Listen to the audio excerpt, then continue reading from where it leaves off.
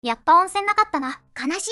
次回、開催会議。メシマズが成長する貴重なシーンが実質カットされたわけだが、ようやくテンスラが戻ってきたな。こうでなくっちゃ。豆腐がない。このすき焼きはダメだ。また会議やってて笑った。マッサユキ、マッサユキ。漆職人が考えた魔法陣って本当にあるんだってね。会議と温泉と宴会。たまに戦闘の繰り返し、飲んで、食って、会議する。それが健康なのだ。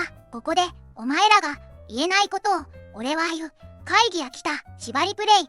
マジで。変わるかと思ったらまだじゃったか。会議と宴会で終わりやがった。今後もずっとこの調子で頼む。次回狐の嫁入り。ナイス会議でした。基本的に会議と宴、たまに弱者のいじめ、その後は会議と宴、天使会議の時間だ。宋英は何をした？民主主義国も西側先進国せいぜい十数カ国だけだしな。日本も西側列強の一角だから日本人にはピンとこないけど、近世にもなってないレベルの国が大半。会議マニア歓喜。神様と一緒にすき焼き食べて飲み合ってすごい神秘体験だな。ひなた、このすき焼きを作ったのは誰だ？このひなた、坂口を試すとは5尺な。いきなりなんちゃらのマリアベルとか言われても、何のことだかわからない。いきなり出てきて生きられてもこっちはポカーンだよ。マリアベルに関してはそのうちわかるよ。ただちょっとややこしい存在なのでアニメでどううまく説明するのか。マリアベルだけは無ボタらしく死んでほしい。召喚で転移してきた奴らが多い中、マリアベルはリムル以外で初出の転生者かな。ドヤリベルはドヤるのが仕事だから。おそらくマリアベルは女クレイマン、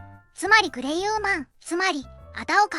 老人が化けてた赤い髪の人はどうなったの？3期になって2曲もおしゃれになってしまったので次期はまた寺島の下手馬曲に戻してほしい。1期の ED 普通に好きだったけどな。歌詞も歌ってスラっぽくてよかった。ギャルドのことか？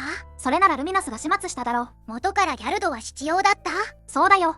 七葉がクルセイダーズに混じってた。意味わからんよな。ラブエナジーって本当にラブエナジーって名前だったんだ。エッチよ。ベルドラ我、悪くないもん我、悪くないもん。今回はちょっとかわいそうだった。尺の都合で入らなかったから前回の ED に詰め込んだのか。だったら今回の ED でやるべきじゃないか。前回の流れでいきなりあの ED じゃアニメ勢は意味不明だろ。せめて宴会での和解や生卵とかの食文化の話は見たかったな。天使はかなり上位な存在なのか。会議。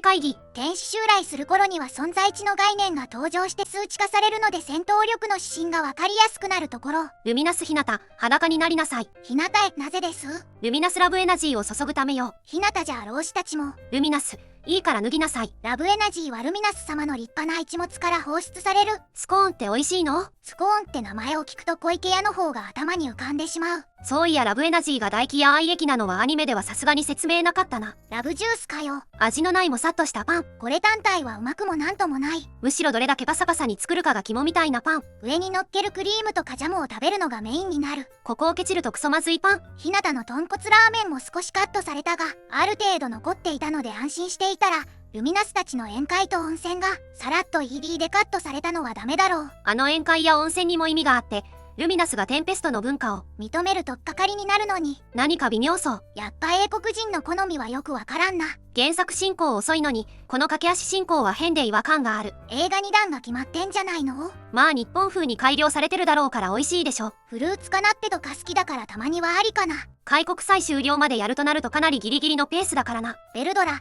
トカゲ、ルミナスに嫌われすぎだな。カットしまくって開国祭終了までやる必要ないというか、その分大事なところ切ったら意味ない気がする。早く正幸様が魔王リムルを圧倒するとこが見たいわ。大事なところ切っちゃったんですか？なんでやねん。俺たちの会議が帰ってきたぜ。良くも悪くも1期2期の書籍ベースの進行とほぼ同じペースだから、構成なんかはコミカライズベースだろうけど、内容消化は書籍ベースだと思うよ。まだ土曜の午前。焦げるような時間じゃない。パサパサに缶詰フルーツとかのせると染みて美味しいんよ。すき焼きの描写が良かったな。決めました。アルファと別れて、ルミナスと結婚します。久々に綿密な会議会で満足。プリウスの夢って実際面白いの？2期の前だから見た方がいいのかね。本編とは関係ないから。暇な時に見ればよい。プリウスの夢。老害が車両ミサイル攻撃を起こさない世界とかですかね。ルミナスはとんでもないババアだぞ。元とはいえ魔王を従えてる勇気もやっぱり魔王並みに強いんやろな。ひなたは魔王には敵はん意みたいやけど。何歳なん？ガゼル王より年上？カットされまくりなのもだけど全員概要に早口なのが気になったわ。尺足りないんで早めに喋ってくださいとでも指示してんのか。今更なんだけど、勇気っていつから黒幕的な感じになった？なんか勇気が何のために黒幕やってんだかよくわからないんだけど。桁が違う。会話で相手の話終わったらすぐ喋り出す。間が悪いね。もう少しためが欲しい。ルミナスの顔を横から見た姿が頭にネクタイ巻いた酔っ払いのおっさんみたいだった。また面白くなくなった。面白くないのに見続けてここに書き込みに来るとか良人だな。アニメあるある。フロカットやエキドナが何なのか言わなかったり日テレ配慮してるのかしょうがないかなって思うけど、日向とクルセイダーズの謝罪カットはありえないだろ。脚本家の問題なのか、はたまた監督の方なのか。なんか色々変だよな。風呂のやりとりがおもろいのに、たまに面白いもん。ここに来るより病院行った方がいいですよ。ひなたって元の世界に未練ないんかと思ってたけど、意外と求めてたんやろか。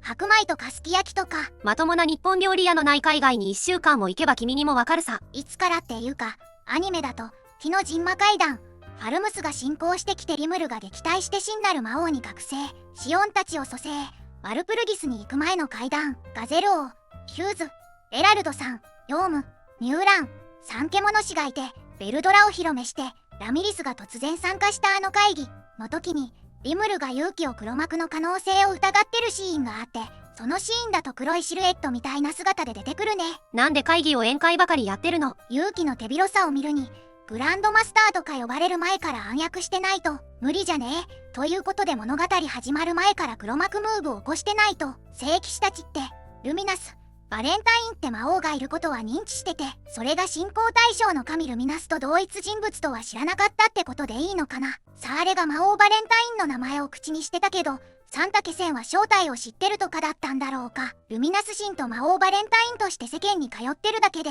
まさかルミナス、バレンタインがフルネームだとはみじんも思ってなかった。って程度やと思ってたわ。もっと複雑なんかな。